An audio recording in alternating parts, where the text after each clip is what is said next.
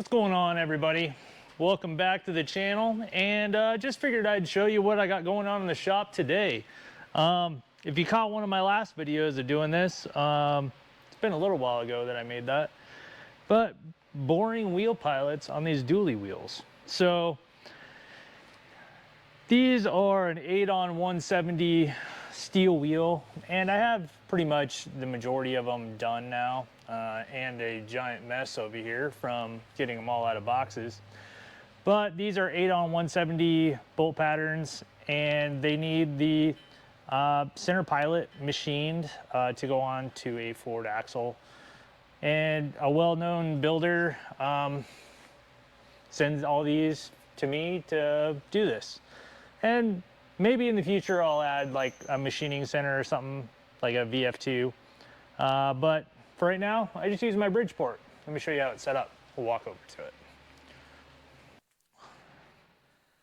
So I just have this centering puck that I machine to go into the wheel, and boring head. I use this one for finishing currently, which I'm actually going to change some things up here in the future. But indicator, just some common things like, so pretty much anybody could do this if they really wanted to with a Bridgeport. But I'm going to show you how I go about doing it, so you can watch the last one get done. My Bridgeport is absolutely filthy right now from doing all these, but I have the table cleaned off, ready for the last wheel.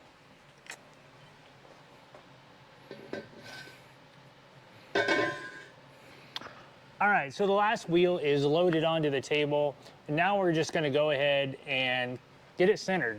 And the fastest way to do this on a Bridgeport, in my opinion, without using edge finders or anything like that, that's where this guy comes in.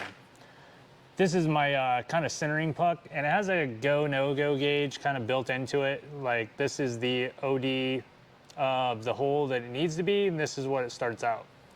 So I can drop this right in the wheel, and it centers it. So the next thing is I have this 3/8 dowel pin that is also drilled in this centering puck for a 3/8. So it's ready to go. I can just shove this collet up in there, shove the dowel pin in there, and lightly tighten it on the spindle. So, and then I just lower the spindle down and center it and lock it. So with this setup, I'm typically inside 5 or 10 thousandths of center, and it's usually actually inside of 5. So it's plenty good for this kind of application. So then I just move my hold downs over into place, hold the wheel down,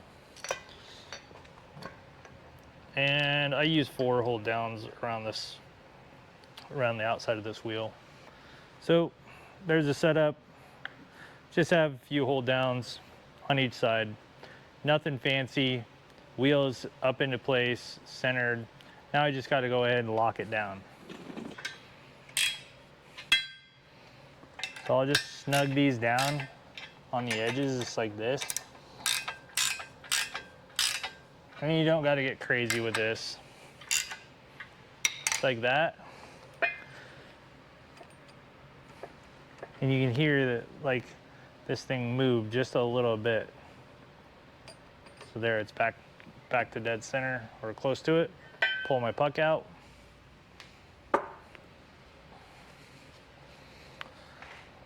Go ahead and pull my dowel pin out. Go ahead and load my indicator. And this I will actually snug up with the wrench a little bit.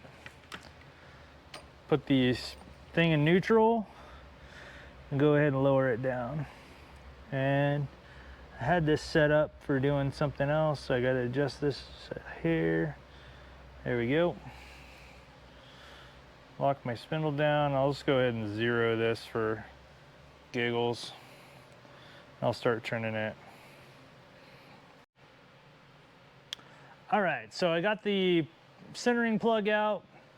I went ahead and I got this indicated in, so pretty much it's running zeros. Now, the center bore on these is notoriously out of round, so you got to kind of take that into effect. I would sometimes use like a coaxial style bore indicator, but it doesn't work, in my opinion, that well for jobs where the center bore isn't completely round. That's where I think just a single indicator that you just flip from 180 to 180 across, and then that just pretty much you can find center that way. I'm not a huge fan of edge finders for this kind of project just because it's quite a bit slower, in my opinion. Now, there might be guys out there that can do it super fast, but this is the way I do it. And I had great success with it, so stay with what you know, I guess. To a certain extent. You gotta keep learning. All right, for the next process is putting the boring head on. And for this one, I got this new boring bar. This is a left-handed boring bar loaded up in this. There's the insert number. This insert works extremely well in steel. I will say that. I had a different style insert in my last video, and it didn't work near as good as this one. This one works really, really well for this setup.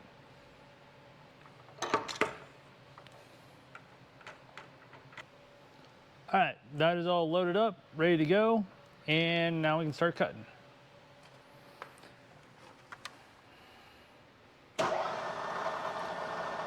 Low side, spin to start. So for this, I run this just about 200 RPMs, and then I run the feed rate at 1.5 per rev, and that works really, really well.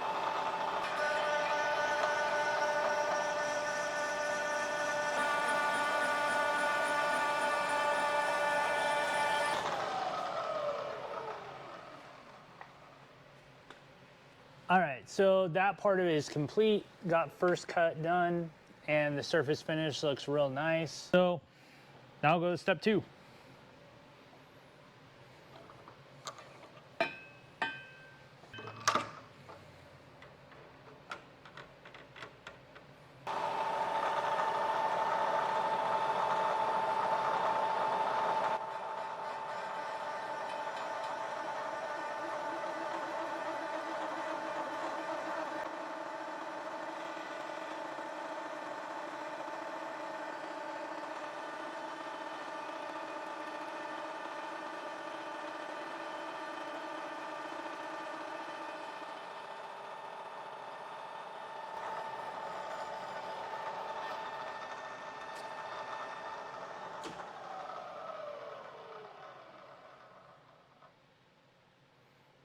There we go.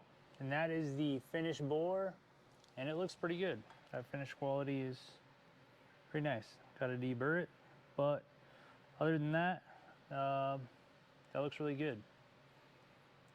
I will say that insert, I believe, is at the end of its life. It's probably about time for it to get swapped out.